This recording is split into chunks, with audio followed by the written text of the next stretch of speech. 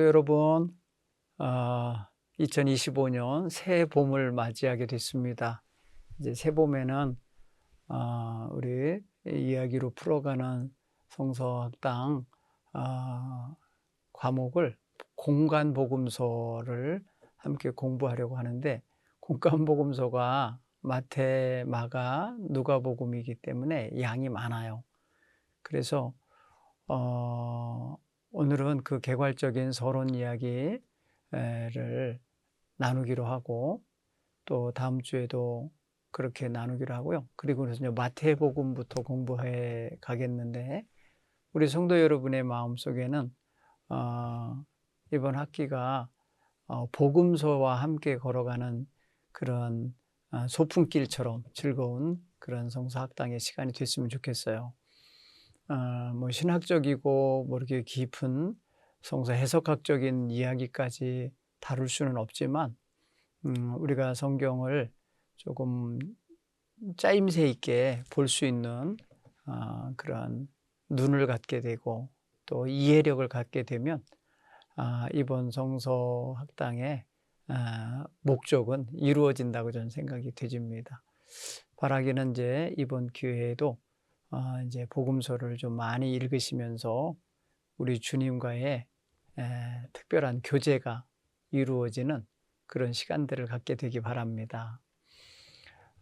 그런 의미에서 오늘은 이제 여러분들에게 공간 복음서라는 것에 대한 이해를 좀 시켜드리는 그런 날이 됐으면 좋겠다, 이렇게 생각이 되집니다.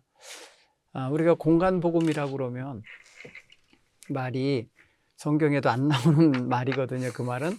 그래서 공간 복음에 대한 이해를 좀 시켜드려야 될 것 같아요. 흔히 교회에서 공간 복음이라는 말을 자꾸 쓰는데, 그거는 마태, 마가, 누가복음 세 복음서를 통칭할 때, 함께 묶어서 표현할 때 공간 복음서라고 이렇게 표현합니다. 시놉틱 가스펠이라고 표현하는데, 이거는 신학자들이 만들어낸 신학 용어예요. 그래서 복음서를 제4복음서인 요한복음과 1, 2, 3, 세 번째까지 이루어지는 그 1, 2, 3, 편의상 1, 2, 3 복음을 공간복음이라고 표현하는데, 우리는 각자마다 그 복음서 이름이 있죠. 마태복음, 마가복음, 누가복음. 그럼 왜 이 복음서를, 세 개의 복음서를 공간복음이라고 할까? 그거를 좀 이제 신학자들이 왜 그런 말을 만들어냈나 보면은, 기본적으로 이 세 복음서는 그 내용 구성이 비슷합니다. 내용에 이 전개되는 구조가, 그리고 거기에 들어있는 컨텐츠들이 비슷한 요소들인데, 어떤 경우는 아주 거의 문구까지 똑같은 그런 이야기들이 담겨 있다는 걸 알 수 있어요. 그러니까 이런 서로 유사한 구조와 내용을 담고 있다는 점에서 이게 공간적인 공관이라고 표죠. 같은 시각을 가지고 봤구나, 이렇게 이해를 한 겁니다. 그리고 표현도 보면은 비유하는 데나 아니면 어떤 사건을 서술하는 데 있어서 보면 표현도 비슷한 표현 내지는 같은 표현을 하고 있다는 것을 알 수 있어요. 그래서 그런 면만 봐도 이 사람들의 기록에 뭔가 공통 분모가 있구나 해갖고 그 공자, 한 가지 공자를 씁니다. 그리고 이야기를 다루는 관점이 상당히 비슷해요. 공통적이에요. 그래서 그 이야기를 어떻게 전개하냐면, 예수님의 어린 시절, 탄생부터 어린 시절 이야기를 포함해서 십자가에 달려 죽으시고 부활하신 이야기까지, 약간의 이제 거기에 내용에 첨가한 게 있고 부족한 게 있긴 하지만 그런 관점으로 흘러가고 있다는 거예요. 요한복음하고는 좀 다른 게 그런 부분이에요. 그래서 예수님의 생애와 그리고 예수님이 생애 동안에 이루신 일들, 그리고 그 일을 이룬 지역이 갈릴리 중심이요. 갈릴리 지역의 중심 내용들이고, 그리고 그 주변에 이제 뭐 게네사렛 호수를 건너갔다 오거나 아니면 기타 두로와 시돈 지방을 다녀오시거나 사마리아 지역을 이렇게 통과하시거나 뭐 하는 이야기들이 간혹 나오긴 하지만, 전체적인 영역을 이야기의 구조를 보면 갈릴리 중심의 사역과 예루살렘 중심의 마지막 순환 이야기들이 공통적으로 담겨 있다는 거예요. 그래서 관복음은 공은 이제 한 가지라는 의미, 하나 공통된다고 하는 그런 의미가 있다면, 관은 함께 본다라는 볼관자가 쓰여져요. 한문으로는 함께 본다, 그런 시각으로, 같은 시각으로 본다, 같은 관점으로 본다, 같은 방향에서 보고 있구나, 이렇게 이름을 붙여놓은 거예요. 그래서 공관복음이다 이렇게 표현해요.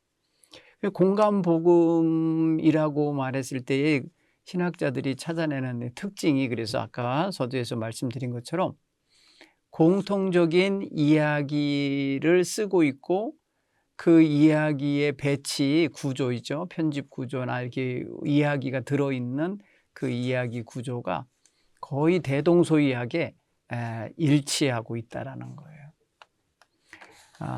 예를 들어서 예수님의 탄생 이야기가 마태복음과 누가복음에는 나오고 마가복음에는 그 부분이 안 나와요. 그러니까 이 탄생 이야기가 마태와 누가는 있지만 이제 마가는 없어요. 근데 마가복음은 시대상으로 마태나 누가보다 먼저 기록된 것으로 신학자들은 그 모든 것을 해석해내고, 또 역사적인 상황과 정황 속에서 그렇게 밝혀내고 있어요. 그래서 마가복음에는 뭔가 이제 이게 빠진 부분이 좀 느껴지는 게 있는데, 공관이라는 차원에서 보는 방향을 갖게 이끌어주는 그런 토대 역할을 하고 있지만, 마태와 누가는 조금 늦은 시대에 기록이 된 거다 생각했을 때에 교회 공동체에게 추가로 알려줘야 될 소식이 이제 기록으로 추가되어서 들어간 것이 바로 족보 이야기하고 그다음에 탄생 이야기가 들어갑니다. 그래서 이제 공관복음서의 기초 틀은 마가복음이라고 이해합니다. 마가복음은 구조상 뼈대 역할을 해주는, 전체 복음서에 있어서 뼈대 역할을 해주고 있다. 그래서 우리가 몸에 피부 속에 골격이 있잖아요. 뼈대가. 그 뼈대 역할을 해주는 복음서가 마가복음이다, 이렇게 이해를 하고요.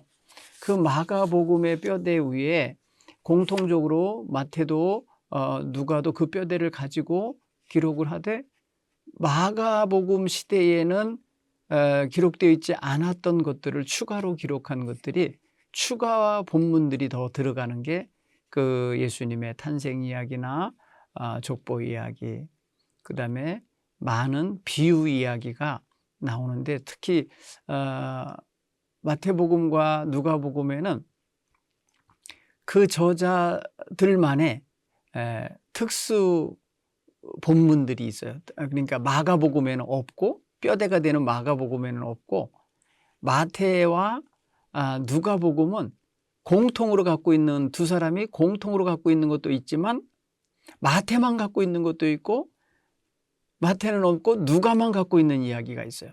당연히 마가에는 없고요. 그런 이야기들의 구조가 이제 이야기와 구조면에 있어서 아주 세부적으로는 약간의 차이가 있는 거지만, 전체적인 거에 있어서는 뼈대는 마가복음과 같은 구조로 가고 있다는 점에서 세 복음서는 그런 면에서 특징을 공통으로 갖고 있다 이렇게 얘기를 해요. 더 이제 마태나 누가복음 측면에서 보면은 그들만의 특징이 또 있어요. 그건 이제 공부해 가면서 그거는 이제 설명해 드리고 그럴게요. 왜냐하면 그거를 이제 우리 신학자들은 특수 본문이라고 그래요. 마태의 특수 본문, 누가의 특수 본문. 왜 그러냐면 다른 사람은 없는데 그들만 갖고 있으니까 그들만 그 자료를 어디선가 확보한 거예요. 예수님에 관한 이야기를. 우리가 성경 이야기를 이렇게 읽어보면요. 예수님의 탄생서부터 부활 승천하실 때까지 누가 따라다니면서 기자가 기록한 게 아니거든요. 이게. 차후에 예수님 부활 승천하시고 한 40여 년 지난 다음에 증인들이 한 사람 한 사람 세상을 떠나고 제자들도 순교당하고 교회 공동체는 예수님에 대하여 알고 싶고 막 그러니까 예수님에 대한 이야기가 여기저기 떠돌던 것들이 이렇게 이제 기록으로 남게 되는데 마태가 특별히 더 확보한 기록이 있고 누가가 더 특별히 확보한 그런 기록들이 있다라는 것을 우리가 짐작하고 이해할 수가 있는 거예요. 그래서 신학자들은 그런 특징만 보고도 이 책들이 같은 날 같은 자리에서 기록된 게 아니구나, 베껴 쓴 게 아니구나라는 걸 알고 있고요. 그런가 하면은 마태나 누가를 읽으면서 이거 마가복음에도 있는데 하면서 마가복음을 참고했나 보다 라고 하는 느낌을 받았기 때문에 마가의 그 마가복음의 권위를 인정하는 거예요. 더 뼈대 역할을 하는구나 라는 거. 그걸 어떻게 알 수 있냐면 마가복음은 16장으로 비교적 짧게 기록되어 있어요. 그런데 마태복음은 28장으로 기록되어 있죠. 그거 보면 뭐예요? 12장이나 더 있잖아요. 이 12장이 뭐겠어요? 마가복음에 없는 것들인 거예요. 그리고 누가복음은 역시 24장으로 기록되어 있어요. 그러면은 마가복음보다 8장이나 더 있잖아요. 거기에 분명히 마가가 없는 어떤 자료가 있다는 걸 알 수 있어요. 여러분 우리가 이렇게 읽어본 적이 없을 거예요. 이렇게 이해해 본 적이 없었을 텐데 우리 성도들은 이런 부분을 조금 주의해서 의문을 좀 가져봐야 돼요. 왜 마태복음에는 있는데 마가복음에는 없을까? 그리고 누가복음에는 있는데 왜 마가복음에는 없을까? 그런 거예요. 그런가 하면은 마태는 28장으로 돼 있고 누가는 24장으로 돼 있잖아요. 그럼 거기도 또 4장 차이가 나잖아요. 그러면 또 누가에게는 없는 것이 마태에게는 더 있나 보다라는 걸 알아야 돼요. 이렇게 봐서 우리가 성경을 펼쳐놓고 보다 보면은 성경 3권을 나란히 놓고 마가를 읽고 그다음에 마태를 읽어가려고 그러면 벌써 낯선 것부터 먼저 시작을 하게 되니까 전혀 다른 책 같지만 안 그래요. 그래서 마가복음에 있는 내용을 마태복음에서 찾아 읽어낼 수 있는 눈이 열리면 뼈대를 볼 수 있는 거구나라는 걸 우리가 인정해 줄 수 있습니다. 자, 그래서 이 공통적인 이야기와 그 구조 내용들을 보면 예수님의 어떤 그런 초기 그 공생애를 시작하는 내용부터는 아주 공통적이에요. 예수님이 갈릴리에 오셔서 회개하라 천국이 가까웠느니라고 선포하면서 시작되는 그 장면 있잖아요. 그 직전에 요한이 잡혀서 감옥에 들어가 있었다라는 이야기하고 그런 이야기들을 보면은 공통적으로 이제 거기서부터는 같아요. 이 내용들이 같은 구조 속에서 이야기되져요. 공생의 전반에 대한 이야기 구조는 갈릴리에서부터 시작해서 예루살렘 골고다 언덕까지 올라가시는 내용으로 쭉 보면은 그 구조는 마태, 마가, 누가가 동일한 구조를 가지고 있다. 동일한 방향으로 흐르고 있다. 거기에 있어서 마가가 기초적인 역할, 뼈대 역할을 하고 있다라는 걸 알 수 있어요. 그런가 하면 이 세 복음서에는 특별히 비유의 말씀들이 많이 나와요. 비유에 대한 말씀, 그 다음에 예수님이 행하신 놀라운 이적과 기적의 역사들을 기록한 내용이 많은데 특별히 마가복음에는 그런 것이 많이 기록이 돼 있어요. 많이 기록되어 있다기보다는 그것들이 중심이에요. 그러다 보니까 마태와 누가도 당연히 그거를 무시할 수가 없어요. 그래서 그것을 그대로 자기들의 복음서 안에 그대로 담아갑니다. 그리고 거기에 플러스 알파, 마가가 기록하지 못한 것까지 기록하는 마태만의 비유 이야기가 많이 나오고, 누가만의 비유가 누가복음에 나오고, 마태와 누가 이 두 사람이 공통으로 갖고 있는 비유가 있어요. 마가에는 없는데 그런 것들을 우리가 이제 볼 수 있을 겁니다. 자, 그리고 예수님께서 갈릴리 사역을 마치고 예루살렘으로 향해 가고 있는 그 방향성, 예수님의 공간 이동, 공간을 저쪽 북쪽 갈릴리 지역에서의 활동을 일정 부분 이제 마무리하시죠. 3년의 공생애를 마치고 이제 하나님의 뜻을 이루기 위해서 예루살렘으로 가고 있는 장면, 그 방향, 그 터닝 포인트가 이루어지고 있는 그런 부분이 공통적으로 있습니다. 그래서 예수님이 예루살렘에 유월절 행사에 참여하기 위해서 가셔서 일주일 넘게 생활하시는 그 어간의 시간들 속에서 고난당하시고 십자가에 못 박히시고 부활하시고 하는 이야기가 총 다 기록되는 구조를 보면 마가복음이 갖고 있는 기본 틀, 그 틀을 마태도 누가도 그대로 유지하고 있다는 걸 알 수가 있어요. 요한복음도 그 끝부분 순환 이야기, 예수님 고난당하는 이야기는 거의 공간복음과 일치되는 구조로 가요.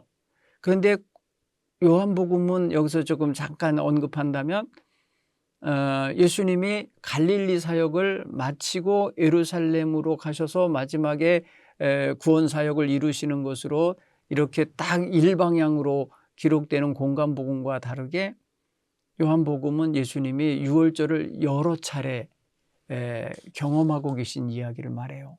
유월절 행사 명절 때문에 예루살렘에 갔다가 다시 갈릴리로 오셨다가 또 갈릴리 사역을 또 하시다가 또 행사 명절에 또 다시 예루살렘 올라갔다 해갖고 예루살렘을 왔다 갔다 하시는 이야기들이 요한복음에는 여러 차례 나와요.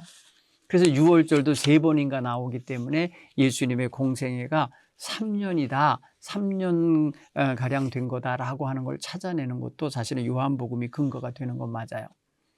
중요한 거는 오늘 우리는 이제 공간복음서 공부를 하니까 공간복음서의 구조가 이렇다는 거야. 그렇죠? 갈릴리에서부터 사역을 다 하시고 예루살렘으로 올라가셔서 고난당하시고 십자가에서 죽임당하시고 부활하시고 그리고 승천하신다라는 거죠. 승천하시는 이야기도 그래서 마가복음에는 빠져 있어요. 마가복음에는 예수님이 승천하시는 장면이 이렇게 아주 드라마틱하게 기록되어 있지는 않고 누가복음과 마태복음에는 예수님의 승천 기사가 추가로 더 첨부된 것을 보면은 더 후대에 기록됐다라는 사실을 알 수 있어요. 그렇죠? 여러분 복음서를 보면서 이게 먼저다, 이게 나중이다를 그냥 단편적으로 우리가 알 수는 없지만은 구조 아까 말씀드렸잖아요. 기록된 문서의 양이 짧은 게 먼저죠. 짧은 게. 그다음에 나중에 된 것들은 거기에 추가되는 이야기가 기록되기 때문에 그렇게 더 길어졌다 이렇게 이해를 하는 거예요. 우리가 생각해 보면 요즘에 같은 경우에서 어떤 사건이 벌어졌다 그러면 기자들이 급하니까 한 줄 기사, 2줄 기사만 딱 내보낼 때가 있어요. 지금 어디서 무슨 일이 벌어져 속보 이렇게 하면서 제목만 붙을 때가 있어요. 그저 인터넷 신문들 이렇게 보면은. 그러고 난 다음에 그 시간이 지나면은 내용이 점점 뭐예요? 늘어나게 돼 있습니다. 점점 추가되는 내용, 점점 교정되는 내용 내지는 점점 확실한 이야기들이 아주 체계 있게 육하 원칙에 따라서 시간대별로 그렇게 기록이 되기 때문에 나중에 이제 저녁 때쯤에 가서 그 기사를 보면은 양이 길어진 것을 알 수 있어요. 그것처럼 시간이 지나면 어떤 이야기가 풍성해집니다. 더 많은 자료가 확보되어지고 더 구체적인 내용이 추가되기 때문에 더 길어지는 거예요. 그래서 마태복음이 길어지는 이유도 그런 부분도 없지 않아 있고요. 그 다음에 거기에 뭐가 더 있냐, 예수님의 생애를 보충하는 데 있어서 마태복음에는 예수님의 가르치심, 설교하는 내용이 많이 들어있어요. 그래서 예수님의 설교 내용이 이 마태복음에는 많이 들어있구나. 그래서 어떤 예수님의 가르침을 좀 더 보기 원하시면 마태복음을 읽어야 돼요. 마태복음에 보면 산상설교라는 게 있잖아요. 5장부터 5장, 6장, 7장. 이거 다른 데는 그 덩어리가 그렇게 크게 없어요. 물론 예수님의 가르친 내용이 대동소이하게 누가복음에도 조금 섞여 있긴 하지만은 이 산에 올라가셔서 한 번에 하신 긴 설교로 기록되어 있진 않아요. 그건 바로 마태에게만 나타나는 그런 요소예요. 그래서 마태는 마태 특징은 마가복음과 누가복음하고 좀 다른데 아무튼 5개의 설교 덩어리가 있어요. 커다란 마태에는 마치 모세 오경이 있듯이 마태복음에는 예수님의 가르치신 그 가르침의 설교 덩어리가 큰 게 5개가 있어요. 그래서 이게 마태복음은 유대적인 배경에서 기록됐구나. 구약 성경을 어떤 머리에 생각하고 있는 사람이 정리했구나라는 것을 신학자들은 읽어냅니다. 자, 이렇게 공간복음서는 예수님에 대한 이야기를 집중하여 다루고 있는 부분이긴 한데 그 내용을 갈릴리에서부터 예루살렘으로의 방향성 속에서 주로는 갈릴리 지역에서 예수님이 가르치시고 기적을 일으키시고 사람들을 치유하고 돌보시고 뭐 이러시는 이야기가 주로 나오지만 나중에 이제 마태복음 같은 경우는 16장 중반 이후로 이제 베드로가 주는 그리스도시여 살아계신 하나님의 아들입니다라는 고백을 하고 난 다음부터 예수님은 자기의 순환당하실 일과 또 죽게 되실 이야기를 비로소 했다고 그래요. 그러면서 거기서 베드로가 그런 일은 없을 거라고 그렇게 해서는 안 된다고 하면서 가로막을 때에 사탄아 내 뒤로 물러나라 하고 책망받는 이야기가 나오는데 그 부분이 사실은 굉장히 중요한 부분이에요. 마태복음의 방향이 바뀌는 자리라 할까요? 갈릴리에서 예루살렘을 향하여 예수님의 발길이 옮겨지는 십자가를 지러 가시는 그런 루트가 바뀌는 그런 지점이기도 해요. 그런 면에 있어서 예수님은 공생애를 일정 기간 마치시고 그리고 세상에 오신 목적을 이루시기 위하여 예루살렘으로 이동하셔서 예루살렘에서 체포되고 고난당하시고 십자가를 지시고 죽으시는 이런 이야기로 이야기가 전개됩니다. 마태복음에는 예수님의 생애, 또 마가복음에도 누가복음에도 그 생애가 주로 다뤄지는데 특히 여러분이 공부하시면서 관심을 가져야 될 게 뭐냐면 이 기록하신 기록된 양을 보면은 예수님에 대한 기록의 어떤 퍼센트가 그 돌아가시기 일주일 전부터 되었던 일을 기록한 내용이 상당히 많은 거예요. 전체의 양에서 비율로 따지면. 그 예수님이 십자가를 지러 가셔서 예루살렘에서 지낸 시간은 일주일밖에 안 되는데 갈릴리에서 보낸 시간은 3년이잖아요. 그 3년의 시간에 기록된 것에 비해서 3년이면 얼마나 기록할 게 많겠어요. 나중에 요한복음 그러잖아요. 요한은 주님이 하신 일들을 다른 것들 다 기록하면 쌓아놓을 것이 없을 거라고 표현을 하잖아요. 그 정도로 많을 텐데 어쩌면 이렇게 기록의 양에 있어서 예루살렘 사역 중심으로 이렇게 많은 양이 할애됐을까 생각해 보면 이 복음서가 증거하고 싶은 주된 내용이 어디라는 걸 알 수 있어요. 여러분 뭔가를 봐도 강조하는 데는 말을 많이 하게 돼 있잖아요. 말을 길게 하고 구체적으로 하게 돼 있잖아요. 예수님의 생애를 설명하고 사람들에게 알리기 원하는 이 세 복음서의 양을 볼 때에 예수님이 십자가 지셨던 이야기를 하고 싶은 게 더 커요. 더 양이 많아. 그렇게 생각해 보면 뭘 강조하고 있구나라는 것을 우리가 얼른 눈치채야 돼요.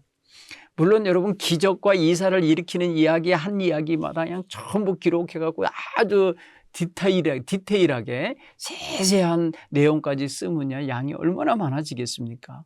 그런데 그런 이야기는 굉장히 간단하게 짧게 이렇게 터치하고 있다는 걸 알 수 있어요. 그렇죠?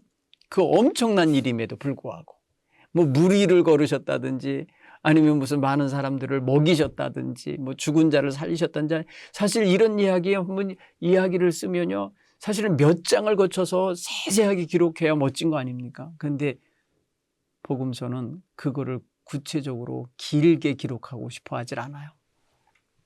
짧게 예수님의 놀라우신 능력과 이사를 전해주고 그 다음 이야기를 길게 이야기를 하는데 설명하고 싶은 거예요. 예를 들어서 맹인을 고쳐주셨다 그러면은 육체적인 맹인이잖아요. 그 위에 눈이 보아서 밝아졌더라. 그래서 아주 예수님을 따르며 좋아했다. 뭐 이런 이야기를 하지만은 실제로 그 다음에 영적으로 눈이 막힌 사람들, 영적으로 예수님을 알아보지 못하는 유대인들이나 예수님을 죽이려고 음모를 꾸미고 있는 자들의 그 맹한 눈이 안 보이는 예수님을 못 알아보는 이런 이야기를 더 길게 다루고 있다는 걸 알 수 있어요. 여러분이 성경을 볼 때에 이 성경 저자, 이 기록자가 뭐를 목적으로 기록했구나라는 걸 알아야 되는데 그게 바로 예수 그리스도가 하나님의 아들이시고 아브라함의 자손이요 다윗의 자손으로 세상에 오신 구세주라는 것을 말하고 싶어 해요. 물론 다 이제 기론 목적이 나옵니다. 누가복음 같은 경우는 또 다른 목적이 있어요. 데오빌로 각하라는 사람에게 예수에 대하여 보고하듯이 예수님에 대한 이야기를 낱낱이 적어 보냅니다 하면서 기록하는 것이라서 누가복음은 저 사도행전과 짝을 이루어서 1권, 2권처럼 읽어야 되는 그런 특수성이 있긴 합니다만 중요한 거는 예수님을 증거하는 거예요. 그래서 오늘 우리가 공간복음서를 대할 때에 마태, 마가, 누가를 한번 이번 기간에 자꾸 읽으시면서 동일한 사건을 조금 다르게 표현도 했네. 동일한 사건을 다른 각도에서 보았네. 또 다른 이야기와 이야기 사이에 넣었네. 이 위치도 볼 수가 있을 겁니다. 요즘 좋은 성경들은요. 어떤 이야기, 예수님 이야기 보면은 그 이야기에 조그만 타이틀을 달아줘요. 친절하게. 그래서 무리를 걸으신 예수님 이렇게 제목을 붙인다고 해보면 그 옆에 가로치고 여기에 누가복음 몇 장에도 있고 마가복음 몇 장에도 있다는 걸 안내해 줍니다. 그걸 같이 가서 찾아서 읽어보면 약간의 차이가 있는 단어들을 썼다라는 것을 알 수 있어요. 거기에 그 저자의 어떤 그런 표현력도 다른 것이지만은 말하려고 하는 관점이 약간은 다른 것이 섞여 있다라는 것을 눈치챌 수가 있어요. 그냥 표현이죠. 표현의 다른 표현들. 그래서 동일한 사건도 서로 다른 표현으로 기록할 수 있어요. 예를 들어서 제가 설명을 하면 마태복음과 누가복음에 예수님의 족보가 있거든요. 여러분도 다 보셔서 알겠지만 족보가 있어요. 근데 마태복음은 저 위에서부터 하향식 족보예요. 아브라함의 자손 누구누구 하면서 쭉 내려오면서 그 아래로 예수님께 닿는 족보 이야기가 나와요. 근데 누가복음은요 거꾸로예요. 예수님께로부터 시작해갖고 뭐 마리아 요셉을 거쳐서 쭉 올라가서 어디까지 올라가느냐? 아브라함을 넘어서 더 올라가요. 어디까지 올라가냐? 아담 올라가요. 아담에서 더 하나님까지 올라가요. 이게 여러분 보세요. 성경에 같은 족보 이야기를 한다는 차원에서는 같지만은 안 그래요? 시각이 달라요. 하향식이냐 상향식이냐 이게 볼 수 있어요. 그다음에 이 기록을 아브라함으로부터 제안해서 유대인 중심으로 보는 거냐 아니면 아담까지 올라가고 해갖고 온 인류까지 보는 거냐 시각이 다르죠. 재밌습니다. 여러분 그래서 공간복음을 공부하면서도 아주 재밌게 성경을 이해할 수가 있을 겁니다. 그 다음에 이제 각 복음서에는 초점이 있랄까요? 중심이 있을까요? 그게 있어요. 아까도 제가 말씀드렸지만은 마태복음은 구약 성경을 잘 아는 구약 성경을 익히 듣고 알고 회당이나 이런 데 들어가서 읽거나 성전에 가서 읽거나 조상들로부터 이어받은 사람들 곧 누구겠어요? 유대인들이죠. 유대인들에게 그리스도의 복음을 변증하고 알리기 위한 목적인 것 같은 느낌이 들 만큼 유대적인 요소를 많이 집어넣었어요. 예를 들어서 구약 성경을 많이 인용합니다. 어떤 이야기를 할 때 예수님께서 성경을 이루기 위함이라 기록된 바 뭐 이렇게 하면서 이전에 있었던 구약 성경에 예언되어 있던 것든지 시편에 있는 말씀이든지 율법에 있는 말씀들을 가져다가 예수님의 입에 담아서 말씀하고 있는 형식으로 기록을 한 게 많아요. 그러니까 유대적인 성향이 강해요. 유대적인 성향. 그러니까 예수님의 설교 덩어리가 5개가 있다라고 하는 것도 유대적인 성향에서 봤을 때 모세 오경과 비슷하게 예수님의 이야기를 담아내고 있다라는 거예요. 예수님의 가르침을. 그것도 유대적인 시각에서 봤을 때 5개를 읽으면서 귀한 걸 배울 수 있잖아요. 그러니까 그런 특징이 있습니다. 그런 특징, 마태에는. 마가 같은 경우는요, 다른 것, 군더더기 같은 것들이 덜 들어있는데 뭐에 집중이 돼 있나 가만히 보면 예수님의 이적과 기사가 굉장히 클로즈업돼요. 많이 부각돼요. 이야기가 전체가 짧은 데다 대고 주로 기록된 게 보면 예수님이 기적을 행하신 것들, 놀라운 일을 이루신 이런 분임을 강조하고 있어요. 이유가 있겠죠. 왜 이런 걸 강조할까? 예수님이 슈퍼스타 같은 모습으로 자꾸 보여주게 만들어요. 왜 기적을 자꾸 행하시는 분으로 여기서도 기적 저기서도 기적, 기적 중심의 이야기를 많이 얘기하는 건 뭐겠어요? 마가복음은 예수님이 이렇게 위대하신 분이었다, 이렇게 기적을 이루시는 하나님의 아들이셨음을 강조하고 싶은 것 같아요. 그래서 마침내 이런 예수님은 실패자가 아니고 십자가에서 달려서 죽고 끝난 게 아니고 승리자이시다. 승리를 이루셔내신 분이다. 우리를 죄에서 건지시고 해방시키신 승리자임을 부각시키고 싶은 시각이 좀 있어요.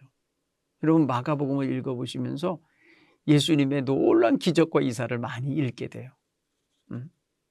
그런가 하면 누가복음은 또 다른 특징이 있어요.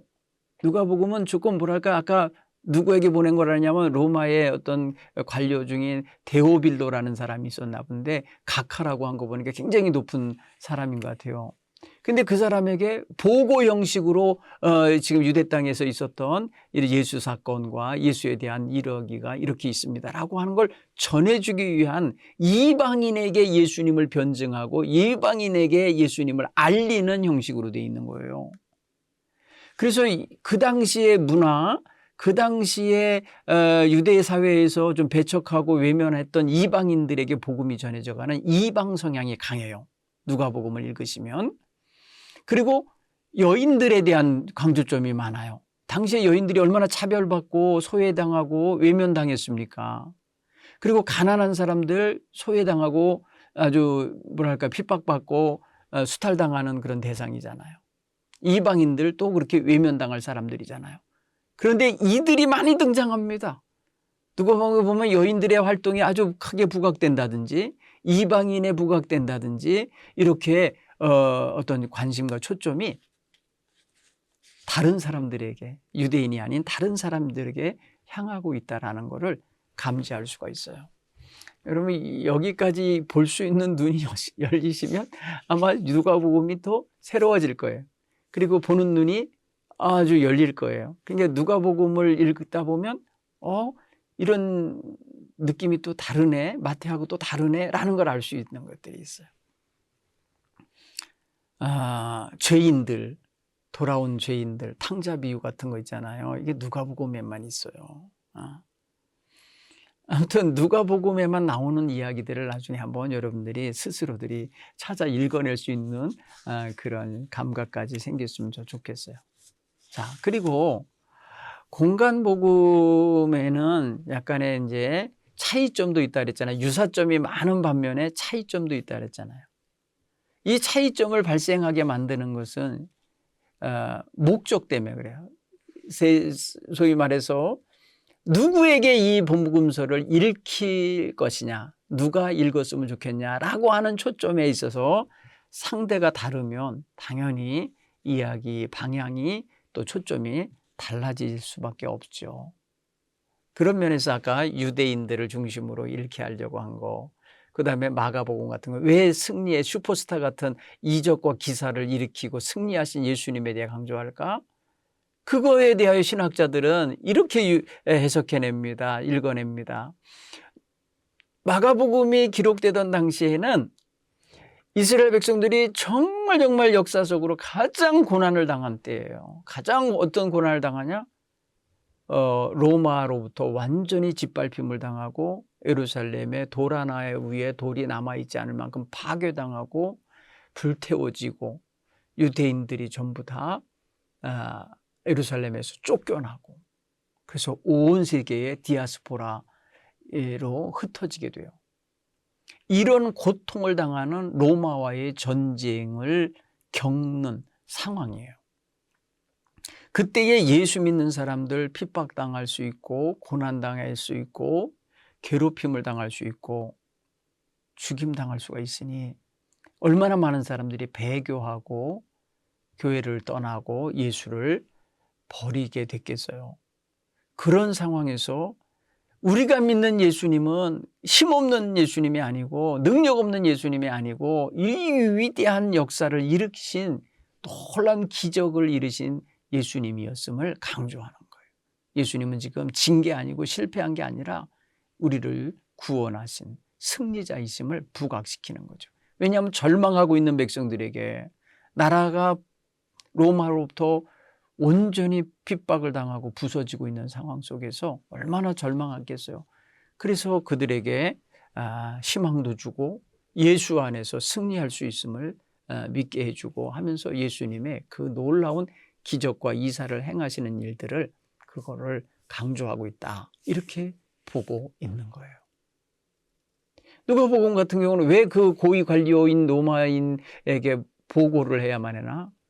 예수에 대해서 오해하고 예수 믿는 사람들을 잡아들이게 하고 핍박하는 일에 정책이 만들어지고 막 이러니까 변호해야 될 거 아닙니까? 예수를 믿는 사람들은 이런 사람들이고 예수님은 이런 사람이었음을 알게 해주는 그런 역할을 하는 거 아니에요. 목적이 다르니까 기록한 내용에도 약간의 차이가 발생하고 신학적인 논점이 서로 다른 것이 주어질 수 있다는 거예요.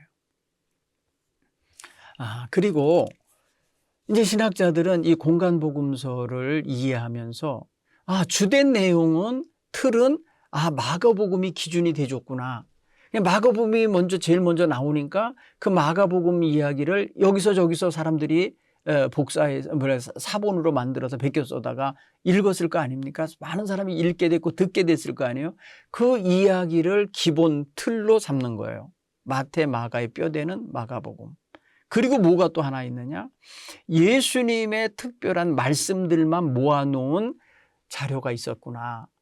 그러니까 이 특별한 자료, 이거를 소위 말해서 아주 신학적인 어떤 용어나 단어로 쓴다면 Q 자료라고 그래요. Q 자료를 모아서 어떤 가상의 자료집이 있었겠구나. 왜냐하면 여기저기에서 짜투리 이야기들, 우리 성경 보면 동그라미에서 동그라미 이렇게 이야기가 다른 이야기들이 많이 나오잖아요. 이어져서 나온 것 같지만 사실은 그날 그 다음 날 이어진 게 아닌 것들이 거기에 배치된 거죠. 그러니까 성경 이야기는 서두에서 말씀한 것처럼 어느 기자가 쫓아다니면서 일일이 그 시간대별로 순서대로 기록해 놓은 게 아니거든요. 그렇기 때문에 여기저기 떠다니는 예수님에 대한 이야기들을 모아서 기록을 해 놓은 것들이에요. 그게 다 자료가 아니겠어요? 자료를 하나하나 누군가가 모아놓고 모아놓은 자료를 또 그걸 수집하고 수집해 준 것을 편집하고 정리하는 것이 있었거든요. 거기서 마가복음에 없는 이야기들을 끌어다가 마태는 자기 공동체에서 그 이야기를 해주고 그 이야기를 가르치다 보니까 그 이야기를 기록에 남기게 되고 이렇게 되는 거죠. 그런 면에 있어서 예수님의 이야기인 이 복음서가 기록되는 기간은 예수님이 살아계실 때 기록된 것도 아니고 예수님이 돌아가셔서 부활승천하시고 난 다음에 40여 년이 지난 다음에서야 첫 번째 마가복음이 나오니까 그 전에는 다 뭐겠어요? 기록이 아니라 다 입에서 입으로 전해지는 이야기인 거예요. 예수님의 이야기로 전해지는 거예요. 오늘날은 영상물도 있고 기록물도 있고 사진도 있고 뭐 여러 가지가 이게 신문도 있고 이렇게 해서 달 수 있겠지만은 옛날 그런 게 어디 있겠어요. 그렇죠? 그러니까 다 이야기가 전해지는 거예요. 예수님이 이랬대 저랬대 뭐 이러면서 이야기가 이렇게 돌게 되는 거죠. 그 이야기를 예수님에 대해서 더 좀 알고 싶은 사람이 자꾸 수집을 했을 거예요. 찾을 거라고 이렇게 모아놓고 그랬냐고 하면서. 여러분, 그 당시에 기록 문화를 갖고 있으려면 이게 상당히 교육 수준도 있어야 되고 경제 수준도 있어야 되고 이게 가능하지 사실 이게 쉽지 않은 거였거든요. 그런데 이것을 누군가가 모아서 여기저기에 조금씩이나마 갖고 있었기에 마태나 누가는 그들 이야기 속에서 그들에게 전해 듣기도 하고, 또 마태 같은 경우는 예수님을 따라다니던 제자 아닙니까? 예수님에게 따라다녔던 사람이 그는 세리마태였잖아요. 세리였던 사람이니까 기록을 할 줄 아는 사람이에요. 그러니까 남다른 어떤 그 기록력이 있었을 거라고 추측을 하는 거예요. 그래서 마태가 그래서 이렇게 많은 자료를 확보할 수 있었구나. 이런 거를 알고 느끼고 또 그거를 참고 삼아서 이해를 하는 거예요. 신학자들은. 네. 자, 그런 면에서 생각해보면 상당히 공간복음서가 같은 책인 것 같으면서도 같은 내용인 것 같으면서도 상당히 다른 면도 있다라는 걸 알 수가 있어요. 같다고 그래서 똑같이 복사지에 찍은 것처럼 같을 수는 없어요. 그래서 우리는 항상 성경을 조금 이렇게 객관적인 눈으로 갖고 보는데 의문을 갖고 볼 줄 아는 눈도 있어야 돼요. 여기는 왜 이렇게 말했지? 여기는 왜 이렇게 말했지? 라고 하면서 서로 다른 거를 발견해낼 수 있는 눈이 열려야 돼요.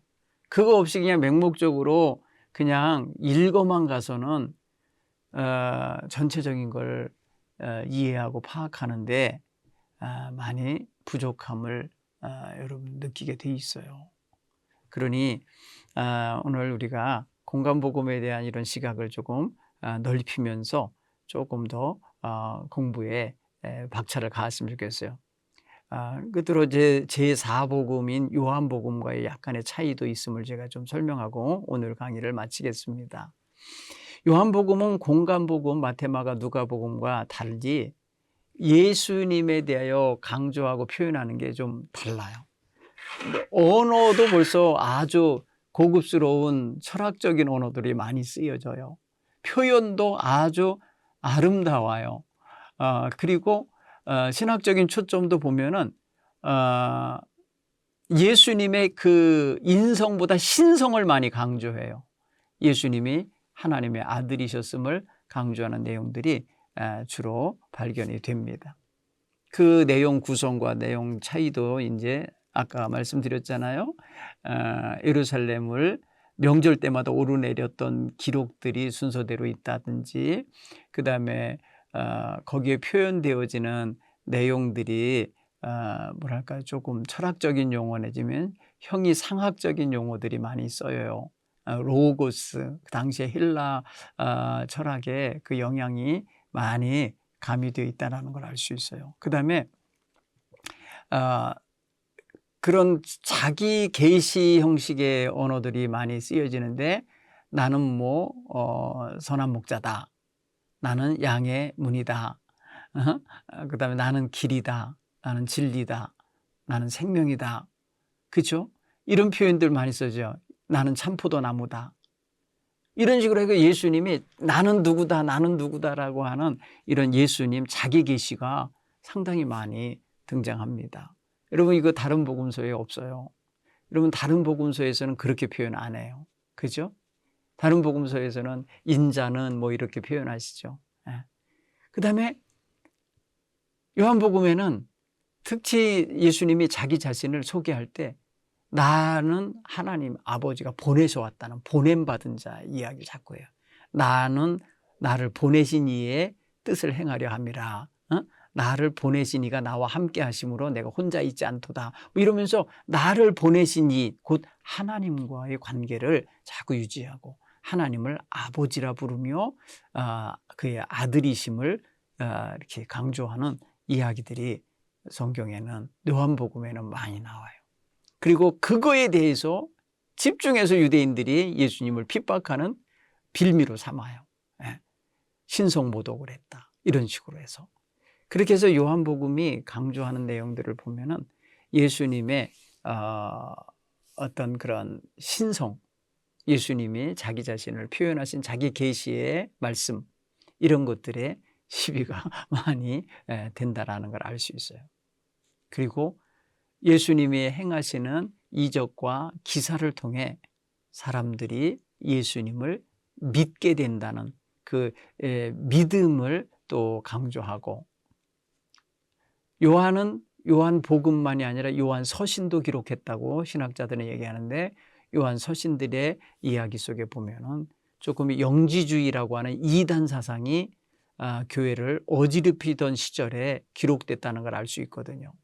그래서 예수님에 대한 지식과 예수님에 대한 이런 모든 것들에 있어서 그 좀 더 신성에 강조하는 측면에서 기록을 많이 하고 있다고 우리가 읽어낼 수가 있어요. 그리고 마태복음처럼 이렇게 설교가 길게 있는 게 아니라, 비유가 길게 많이 기록된 게 아니라, 어떤 그런 설명, 어떤 일과의 일에 벌어지면은, 기적도 하나 일어나면은 그거에 대한 설명이 길게 이루어지는 내용들이 우리가 발견하는 특징이라는 걸 알 수 있어요. 니고데모와의 대화 속에서라든지, 나면서부터 소경된 자를 고치었을 때에 벌어지는 상황, 그 상황과 그 당시에 예수를 그리스도라 하는 자들을 추방하고 이렇게 축출하던 그런 역사적 현실의 상황 속에서 진짜 맹인이, 육체적인 맹인이 아니라 예수를 못 알아보고 있는, 하나님의 아들이시며 신성을 가지신 분임을 못 알아보고 있는 이들에 대한 그러한 뭐랄까요, 깨우침을 위한 말씀들이 아주 좀 길게 이야기가 된다는 걸 알 수 있어요. 그리고 요한복음은 마태복음에서는 찾아낼 수 없는 뭐가 있냐면은 예수님의 공생의 기간이 3년 정도 된다는 것을 알게 만들어요. 그건 뭐냐면 예수님이 유월절 행사를 3번을 참여하는 게 나오는데, 유월절은 1년에 한 번이 있는 거잖아요. 그래서 예수님의 공생애가 사역기간이 한 3년 정도 되겠구나. 30세쯤에 시작을 하셨는데 33세에 십자가를 지셨겠구나 라고 하는 사실을 이렇게 유추해낼 수 있는 근거 자료가 요한복음에는 담겨 있어요. 그래서 예수님의 이야기를 어느 지역에 집중하여 지역 중심의 이야기로 표현하지 않고 보편적인 이야기로 표현을 하고, 또 예수님의 이동 공간도 보면 갈릴리에 있으셨다가 금방 예루살렘에 가 계시다가 또 예루살렘에서 다시 또 유대 땅으로 오셨다가 왔다 갔다 하는 이야기들이 상당히 뭐랄까 다채롭게 뒤섞여 있다라는 걸 알 수 있어요. 요한복음은 그래서 공간복음하고 좀 느낌이 달라요. 공간복음은 마치 이어보는 연속곡 같다 그러면은 이 요한복음은 그렇지 않아요. 이 이야기했다, 저 얘기했다, 막 이렇게 하는 것처럼 느낌을 받게 돼요. 물론 이야기는 다 예수님 이야기이기 때문에 그냥 그렇게 보면 되지만은 사실 그렇지 않은 요소가 더 많이 섞여 있다라는 걸 알 수 있어요. 그리고 공간복음에서 이제 예수님의 사역과 가르침, 설교, 교훈들, 비유 말씀들을 이렇게 많이 우리가 정리해서 읽어보면 세복음서가 상당히 풍성한 자료를 가지고 있다라는 것을 알 수 있어요. 그러니까 예수님에 대해서 알고 싶어하는 사람에게는 그래서 성경 복음서를 읽게 해주는 게 참 좋은 것 같아요. 안내하는 게 같이 읽어주면서 같이 이야기하고 이렇게. 그걸 근데 이제 무슨 시간대별로 아니면은 역사적인 현실 어떤 그런 사건으로 이어서 보는 건 조금 무리가 있는 거고요. 예수님이 그러셨단다 이렇게 하면서 이야기로 펼쳐나갈 수는 있을 것 같습니다. 자, 오늘 첫 번째 이제 요 공간복음서에 대한 개념, 왜 공간복음서라 하고, 공간복음서에 들어가기 전에 우리는 이 공통적인 어떤 시각과 초점, 그 다음에 또 특수한 그 개별 복음서만의 특수한 점이 어떤 것인가를 이야기로 간단하게 나눴습니다. 사실 이거는 신학교에서 요 내용만 가지고도 공간복음서 개론적인 것만 해도 한 학기를 공부해야 되는 거예요. 3개월 내내 이것만 가지고 공부해야 될 내용이지만 제가 오늘 1시간 내에 이렇게 간략하게 설명한 것은 우리 성도님들 수준에서 성도님들의 시각에서는 꼭 이 정도는 알았으면 좋겠다라는 차원에서 건강보건소에 대한 안내를 일부 해드린 것입니다. 이제 건강보건소 서론의 2부는 제가 다음 주에 다시 설명해 올리도록 하겠습니다. 감사합니다. 한 주간도 평안하세요.